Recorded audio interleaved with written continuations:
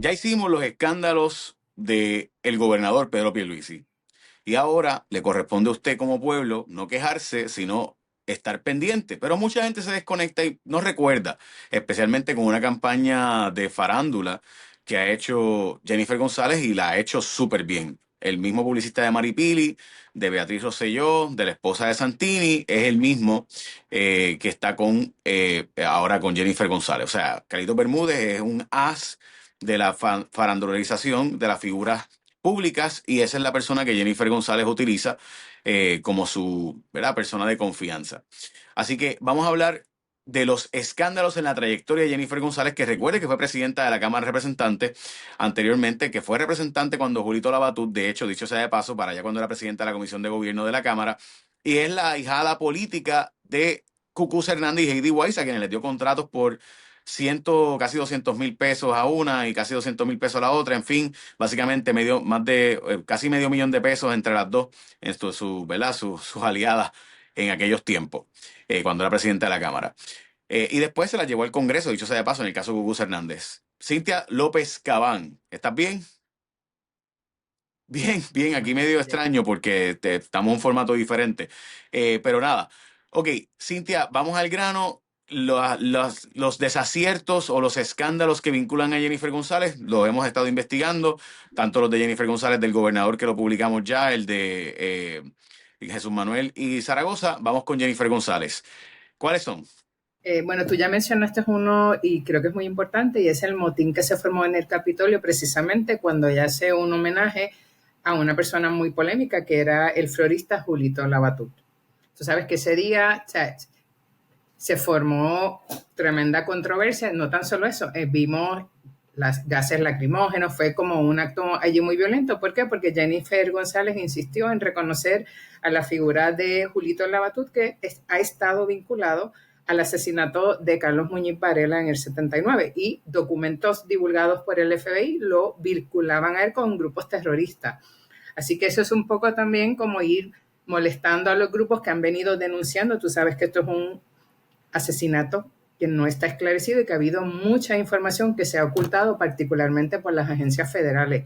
Y ese día llegó hasta la fuerza de choque al Capitolio y de hecho se interrumpe el evento y eso es como uno demuestra también como, no sé, quizás esta voluntad de ir empujando el sobre a veces en una dirección un poco complicada, en este caso de espalda a las personas que se sienten muy dolidas con el asesinato de Que, Carlos obvia- Muñiz Varela, que que no ha obviamente sido fue un esclarecido. momento bien neurálgico en la historia de Puerto Rico, porque en aquel momento se interrumpió el programa de la Comay, las noticias, o sea, iban a romper hasta la Constitución. Así que, este, y es porque había una indignación brutal por ¿verdad? Por darle un homenaje a una figura como esta, que tú puedes ser de derecha o izquierda, y de hecho era uno de los floristas más reconocidos en Puerto Rico en aquellos momentos. Yo recuerdo que Carlos Weber fue la figura que estaba en Univisión, y la Comay rompió o sea, en fin, ahí se formó un salpafuera bien brutal. Es que es mucha insensibilidad, Jay. Estamos hablando del asesinato de una persona y tú vienes y le das un reconocimiento a la persona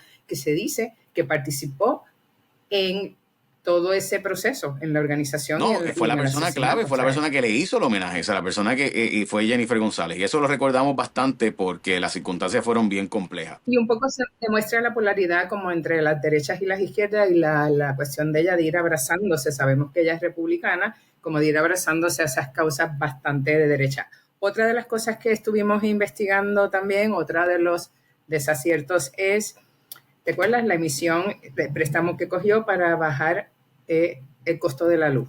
Y esto se hace a final del cuatrenio, hay como una cuestión, y ahora que estamos en la discusión del plan de ajuste a la deuda y de toda la deuda de la Autoridad de Energía Eléctrica, estamos viendo movidas políticas sencillamente de cara a un proceso eleccionario. 600 millones, de hecho presentó también, eran dos proyectos, era una línea de crédito de 600 millones y una enmienda a los subsidios que se daban y nada, tú sabes que eso siempre termina en nada y terminamos ahora nosotros donde estamos, un sistema caótico de cara a pagar una deuda muy grande e injusta. ¿Todo para qué? Para politiquear. Vamos a explicar esto, porque eso provocó después un aumento en la luz. Y yo recuerdo que ese momento fue un momento bien particular, porque me dio, o sea, yo no podía ni creerlo. O sea, coger un préstamo para bajar la luz en los meses de agosto, septiembre, octubre, antes de las elecciones, para que la factura de luz le llegara a la gente más baja en esos meses políticamente, es uno de los actos más corruptos, en mi opinión. O sea, porque ahí guisa un montón de gente cada vez que tú coges préstamos. Recuerden que hay bancos que cogen comisiones, aseguradoras que cogen comisiones. O sea, estamos hablando de palabras mayores. De hecho, Puerto Rico del 2006 al 2012 pagó casi $2 billones, según el Wall Street Journal y Bloomberg, que yo lo leí en aquel momento y decía, no puede ser, en comisiones a banqueros que cobran un 1%, a la aseguradora que cobran 1 y pico por ciento, al abogado, bufete de abogados que hace la emisión y que escribe los documentos. O sea, yo recuerdo eso como uno de los eventos más, o sea, para mí, más increíbles, porque llegar a ese punto para ganar una elección, yo honestamente me pareció algo bien vomitivo, especialmente viniendo de dos republicanos que eran Jennifer González y Luis Fortuño y con Tomás Rivera Chávez, o sea, tres republicanos que dicen que son conservadores y que Ujú. son fiscalmente responsables. Esa es la cosa más irresponsable que tú puedes hacer. Porque ese es un préstamo que se paga 30 años, por si acaso. Así que pagamos 30 años por bajarnos la luz 3 meses. Eh, una responsabilidad, pero bestial. Bueno, y con unas consecuencias también, porque años después es la misma Jennifer González la que se oponía entonces a la ley de quiebra, la que se oponía, la que decía que se podía pagar toda la deuda sin problema y todavía el día de hoy lo sigue diciendo. Así que vemos que decisiones del pasado todavía tienen Lo secuelas recuerdo hoy. bien. También recordamos, o sea, pero que el pueblo piense que cuán salvaje se puede ser políticamente cuando tú apruebas para bajar la luz 3 meses un préstamo a 30 años. O sea, piensa lo salvaje que es eso políticamente. O sea, que tú estés dispuesto a hacer eso políticamente es como que la cosa más absurda Ujú. jamás, pero se hizo. Yo también recuerdo que en ese tiempo, Jennifer González, porque eso fue para el 2011, la emisión de deuda para obviamente bajar Sí. el préstamo, bajar la costa de la luz para el 2012. eh, yo recuerdo bien que también en ese momento se cogió otra parte de la deuda por ejemplo, comprar ambulancias, carreteras, que era lo mismo que le criticaban. Y usted dirá, ah, bueno, ya debe comprar ambulancias, sí, pero un préstamo a 30 años. O sea, esta es la gente que decía que era fiscalmente responsable Luis Fortuño después de la ley 7. O sea, esta es la gente que votó a 12 mil y pico de empleados públicos, más los empleados transitorios, más los empleados por contrato, cerca de 30.000 empleados públicos menos, para entonces después cambiar el gasto, en vez de hacerlo un gasto de contratos y de nómina, convertirlo en un contrato de los amigos del alma. Y recordamos aquellos, ¿verdad? Como el ex representante Figueroa y tantos otros que lograron contratos monumentales. Nada más el pago de la deuda que se emitió para disque bajar la nómina pública era mucho más alto que lo que costaba esa nómina. En la nómina cerraron cerca de 150 millones, el pago de la deuda de Cofina son 300 millones. Así que la deuda que se emitió era más cara pagar los intereses de esa deuda que lo que se ahorraron en la nómina al sacar los empleados públicos. Pero esa es la historia, ¿verdad? Y ahí está. Bueno, ahí te adelante, este es un detalle que te lo iba a mencionar ahora, pero es interesante ver que la candidata que es como tú fue la candidata que cuando presidió la Cámara de Representantes y era como tú, tuvo vistas públicas fast track precisamente para la ley 7, que tú sabes que te acuerdas, ir a la ley 7 y estamos hablando de estos bellos títulos que le ponían la ley de emergencia para salvar el crédito, placa, placa. La consecuencia final fue el despido de empleados públicos y ahora interesantemente tenemos entonces al gobernador de nuevo engordando la nómina pública cuando en aquel momento la política del entonces gobernador en ese momento era Fortuño, era votar y despedir gente mientras su esposa estaba haciendo un montón de dinero con cierre bancario, de préstamos bancarios, y Jennifer en la Cámara como presidenta, pasando. Este proyecto, Jay, de lo que eventualmente se conoció como la Ley 7, se aprobó bajo fast track, la vista de discusión fue fast track, se bajó por descargue, se aprobó en Cámara y Senado el mismo día y pasa al gobernador para su firma de manera inmediata. O sea que íbamos viendo cómo en esta administración de Fortuño pasaron muchas cosas con el apoyo tanto de Jennifer González como presidenta de la Cámara y Bueno, entonces se también debe decir que Jennifer González era sumamente cercana de Luis Fortuño, que era el gobernador entonces, y pues la verdad es que ellos eran como un team, ¿no? Eso son, ¿verdad? Eso es importante. eran buenos republicanos y ahora lo tenemos endosando a personas de otros Interesante, partidos. ¿verdad? Que, Es que el No, y tiempo es también una hay que decir maravilla. que en el caso de Rodríguez Bebe, va a ser electa y Luis Fortuño sabe que él es un cabildero, endosa a Rodríguez Bebe porque como cabildero él va a ir a presentarle sus intereses como, ¿verdad?, cliente que es, ¿verdad?, de sus clientes cuando piden ayuda, pues Luis Fortuño va al Capitolio, Luis Fortuño va y llama por teléfono, Luis Fortuño trabaja para bufetes de abogados de cabildeo, que son los que visitan ¿verdad?, visitan la legislatura y se ponen a hacer, ¿verdad?, sus ayuditas. Y pues Joan Rodríguez Bebe va a ser senadora muy probablemente, así que iba a ser senadora probablemente con muchos votos del sector conservador del país, así que él está disque endosando por su gestión pública y también porque después pues él pues tiene también sus gestiones privadas. Eh, y esa es la verdad, o sea, y eso no es ilegal, eso es totalmente legal, eso es totalmente válido. Ok, Cintia, yo recuerdo, sí, te escucho. No, no, te iba a traer el asunto que mucha gente olvida, volviendo al asunto de la politiquería y las cosas, el asunto de las pruebas de dopaje. ¿Tú te acuerdas que estaban detrás de Farinacci, que era el representante del área sur, que estaba atravesando por un divorcio bien contencioso? Y en una de las vistas de divorcio, uno de los abogados dice, ¿por qué tú no te haces una prueba de dopaje? Y eso prende una luz, se hacen pruebas sorpresas en la cámara, Farinacci sale negativo, sin embargo, hubo 2 bajas. En ese caso, se fue Rolando Crespo, no sé si te acuerdas de él, que dio positivo, tuvimos la mea culpa, y también en ese momento otra renuncia, José Aníbal Meléndez, que era el sargento de armas en ese momento y que ahora es el alcalde de Fajardo, pero todo ese operativo que se da con esas pruebas, y no sé si tú te acuerdas a los representantes con el vasito y todo el drama y el papelón completo para ir detrás de la oposición, y terminó entonces eso como efecto boomerang con 2 bajas Yo en el recuerdo que PNP. en ese momento lo escandaloso no solo fue lo de que querían pillar a Luis Farinacci y terminaron pillando a Rolando Crespo, sino que también, para mí, el escándalo fue cómo trataron de taparlo. Una vez se dan cuenta de que era el portavoz del PNP, o sea, uno de los líderes más importantes de socio de Jennifer González, el que dio positivo, literalmente trataron de taparlo y hacer ver como que no había pasado y hay que hacer la prueba de nuevo, etcétera, etcétera, pero pillado al fin, Rolando Crespo terminó, ¿verdad?, fuera del Capitolio y también el actual alcalde, pues lo mismo. Dicho sea de paso, hoy día pues podría, en el caso del alcalde, decir que era cannabis medicinal, pero en el caso de Rolando Crespo era cocaína. De ahí son otros 20 pesos. Exacto. Y para mí lo escandaloso en cuanto a Jennifer no es el asunto de hacer la prueba de dopaje, es como trató de taparse. Yo recuerdo que en el momento hubo más de un mes y pico donde no, y buscaron la forma de evitarlo hasta que finalmente dio positivo repetidamente, porque era una prueba de cabello.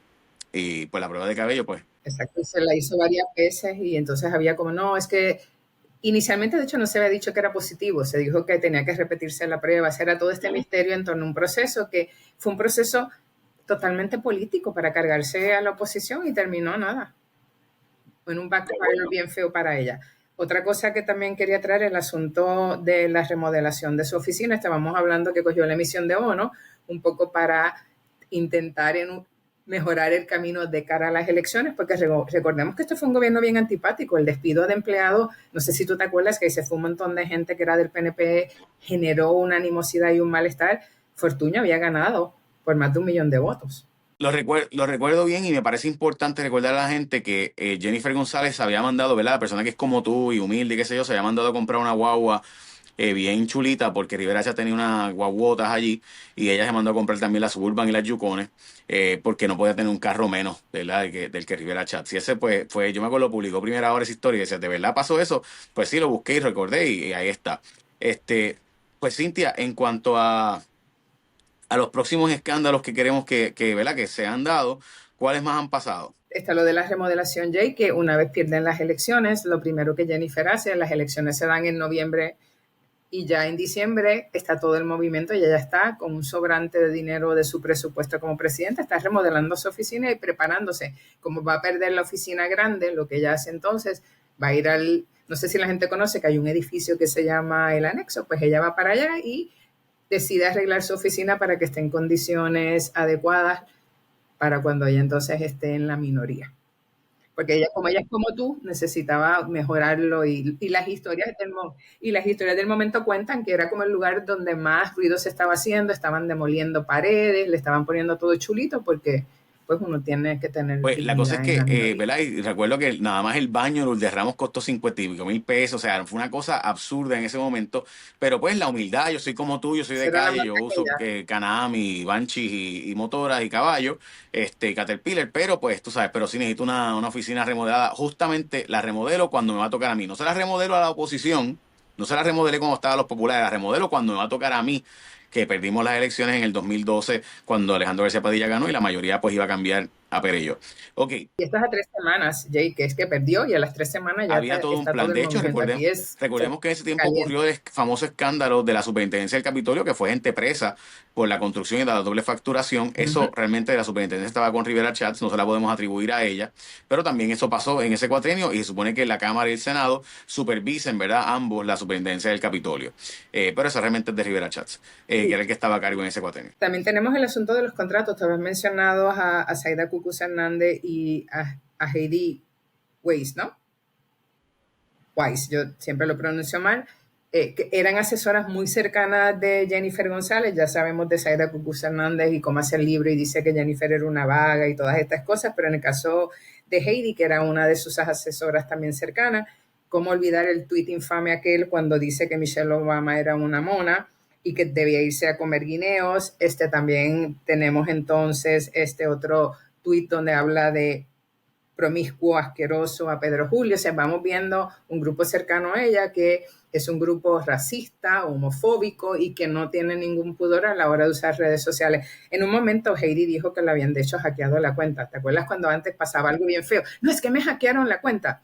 Y en el caso pues de Cucuza, además del libro, la emprendió contra Ricky Martin, a quien decía que él tenía hijitos blancos y entonces después se iba a Loíza a abrazarse con los negritos y le empieza a emplazar públicamente y a preguntarle por qué no debía, porque no adoptaba nenes negritos. O sea que vamos notando racismo, homofobia. Ese es el grupo cercano de ella, el grupo que es como todo el mundo.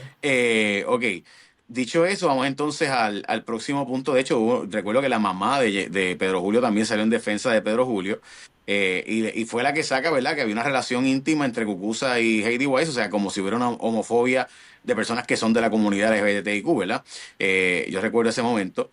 Y de hecho fue, o sea, Primera Hora, El Nuevo Día, Noticel, o sea, eso fue una noticia, fue una notición entonces, además de los tweets de Heidi Weiss, que después de esos tweets siguió siendo una persona extremadamente cercana y asesora de Jennifer González. O sea, que es una cosa, o sea, tú dices todas, o sea, básicamente le dices mona en un comentario racista a la primera dama de los Estados Unidos y tú sigues siendo la asesora y amiga, o sea, wow, son palabras mayores.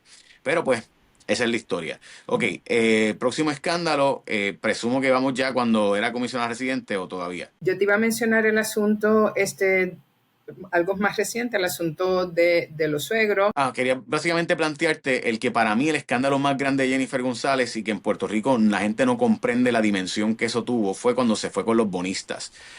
Para mí en el 2015 el hecho de que el gobernador Alejandro García Padilla y Pedro Pierluisi, los dos presidentes de sus partidos juntos fueran, a recordar el momento cuando Luis A. Ferré fue a defender a 936 con Rafael Hernández Colón.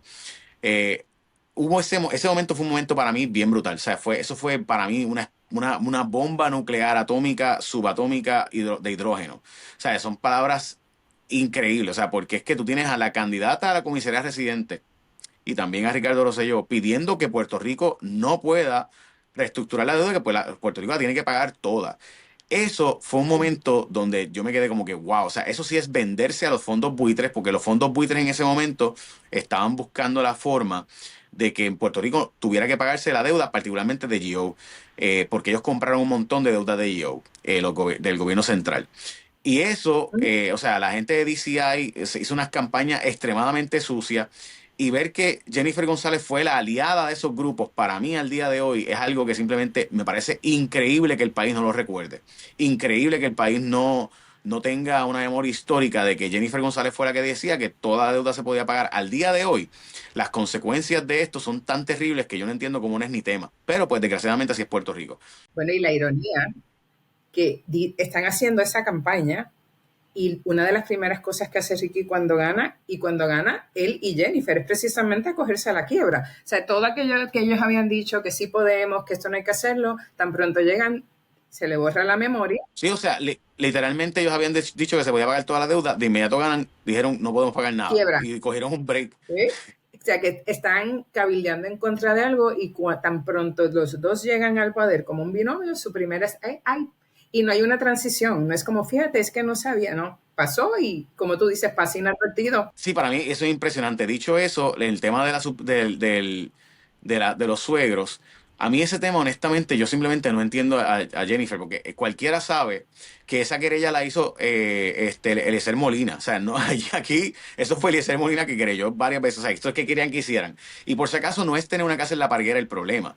El problema es que se hizo una construcción, una remodelación y tumbaron el mangle. Y eso es el delito. O sea, el problema no aquí no es el que tú tengas una casa en La Parguera. Eso no tiene nada de malo. Ah, porque ella dice, no, es que hay cientos de casas en La Parguera. Sí, pero es que el problema es que la remodelación es lo ilegal. Yo te añadiría otro elemento, oye, que no estás diciendo. Para mí lo problemático y lo esotérico de todo esto es que a ti te están haciendo una pregunta directa sobre la casa de tu suegro que tú has visitado en infinidad de ocasiones y la primera reacción fue, es que yo no sé nada, yo no tengo una casa. Para mí, la incapacidad de hablar claramente de lo que estaba pasando sí habla del talante de ella. Porque esto era muy fácil. En efecto, es la casa de mi suegro y no tiene nada que ver conmigo. Pero no sé si tú te acuerdas que al inicio era todo un juego de palabras. Yo no sé, no es mía porque me preguntan. Y eso para mí como que crea una inestabilidad innecesaria y te habla de alguien dispuesto a manipular palabras o dispuesta a hacer eso. Y creo que habla mal. Más allá del hecho concreto de la violación ambiental que se dio, hay un manejo de la cosa pública y de la responsabilidad. Y de hecho, nosotros después nos enteramos, que es el próximo tema cuando vamos a sacarlo de las escoltas, que iba en escolta a esa casa. O sea, es como que de momento te da la amnesia y no recuerdo nada, pero ya tú habías ido en escolta, tú conoces todos los detalles y mientras tanto había un juego de palabras de yo no sé quiénes son los dueños. El próximo tema es el uso excesivo de las escoltas para, y desde siempre, porque lleva mucho tiempo usando escoltas, el uso de las escoltas para que caminen su perrito, para ir a las tiendas y también para ir a arreglarse el pelo tarde y todo, como que esta cuestión muy parecido me parece mucho a Wanda Vázquez, que era la gobernadora como tú, pero que siempre andan montada en una escolta y yo no recuerdo que la gente como tú y como yo tengamos el privilegio de tener una escolta y tener una motora que nos abra paso a toda prisa o cuando se estacionan horas completas frente a un canal o un medio de periódico mientras esperan su turno o esperan porque no quieren hablar con la otra persona que está dentro. No, y hay que decir que también sacamos, ¿verdad? Y esa historia la sacamos nosotros, la cantidad de horas que absurdamente tenía de escolta, o sea, como si nunca fuera a Washington, pues siempre tenía escoltas aquí, y pagando unas horas extras absurdas y muchas de ellas, según las propias escoltas, que sacamos que se le paseaban los perritos, que los usan para, ¿verdad? Para que hacer en la casa, teníamos las fotos, sacamos los videos. De eso, o sea, haciéndole diligencias de pintar la casa a las escoltas, que son policías que se supone que están ahí para proteger su seguridad. Es una cosa increíble. Y llevarla, pues, a hacerse el pelo, etcétera, para actividades formales en la noche, es como que, y siempre, pues, de actividades bien nocturnas. No, no, y estamos hablando de la gente como tú y como yo. Y yo creo que el asunto también, que lo podemos poner en la lista, yo creo que también el asunto de ser una republicana en tiempos de Donald Trump. Porque Donald Trump, si algo, por algo se ha conocido, es por decir que los mexicanos son violadores.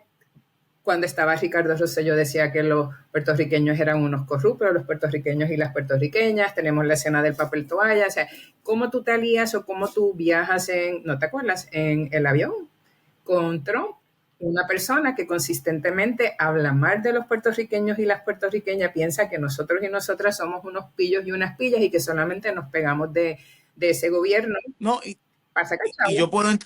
pues, yo puedo entender que es el presidente, ni modo, tengo que bregar con eso, pero también hay que decir que, o sea, el que ella no lo apoyara en un principio, pero después sí lo apoyó, o sea, pues como que pues, decídete, o sea, vas a ir full frontal como hizo, ¿verdad? La ex congresista, porque es congresista precisamente por hacer lo que hizo, en el 2000 perdió ahora, Dios mío, de la hija de Dick Cheney. Porque alcanza ahora la gobernadora de Arkansas. Y entonces, el punto es que, pues, la hija de Dick Cheney, pues básicamente nada, ahí está, esa es la historia. Ok, ¿tenemos más o ya se No, y ahí acabaron? más o menos yo creo, a menos que tú no recuerdes alguna otra cosa, yo creo que básicamente tenemos ahí nuestro resumen de Jennifer González y sus tropiezos en la política. honestamente, mi impresión es que, a mí, en mi caso, mi impresión es que el pueblo no recuerda nada de esto. Eh, Liz Cheney se llama. ¿Verdad? De Wyoming. Y tengo que decirte que yo no recuerdo que se le haya hecho mucha fiscalización. Entonces, el PNP ahora mismo nos está diciendo, bueno, tienes que escoger entre dos, entre el que tiene a los primos presos de su campaña por todas las barbaridades que pasaron, el que tiene a su mejor amigo también haber recogido a los chavos así, el que dice que la obra se ve y que sale afuera, mira toda la obra que se ve, y la otra, pues la persona que te dice que yo soy bien humilde, yo soy como tú, pero ¿sabes? Vive de unos privilegios increíbles. Pero esas son las alternativas que tiene, ¿verdad? El PNP, y aquí sí hay que decir que aquí hay dos alternativas, esa es la que hay. Y dice que viene a fiscalizar. Recuerda que Jennifer, una de sus cosas es que viene a fiscalizar y recordemos que ella sale de la Autoridad de Energía Eléctrica, su familia, su hermano ha pasado por Luma y ahora Genera, y uno se hace la misma pregunta, ¿cuánta fiscalización puede haber si no viene de una gestión que es fiscalizar? No, y para mí el mero hecho de que no fiscalicen a Genera, pues demuestra la verdad de los intereses que hay ahí y sobre todo con el gas. Recuerden que ella es la que se oponía a que nos quitaran las leyes de cabotaje, Todavía. incluso todavía se opone a que nos quiten las leyes de cabotaje marítimo. Así que, ¿sabes? Es una cosa, pero pues esos son los grupos de interés que le donan. Bueno, y está a favor de la ley 22, ahora ley 60, que es una ley que el mismo Romero ha dicho que mientras esa ley exista, a Puerto Rico no va a llegar la estadidad porque no le conviene a los ley 60. Sin embargo, vemos que son la gente que más dinero da a las campañas políticas. Contradicciones que tú no entiendes. Yo, lo mío es traer la estadidad, pero en realidad yo apoyo que esta gente está aquí y esta es la gente que no quiere que llegue la estadidad, pero nadie nota esas incongruencias esotéricas. Porque la estadidad no es un grito real, pero No es nada. el gancho. Gracias, Cintia, como siempre. Dale.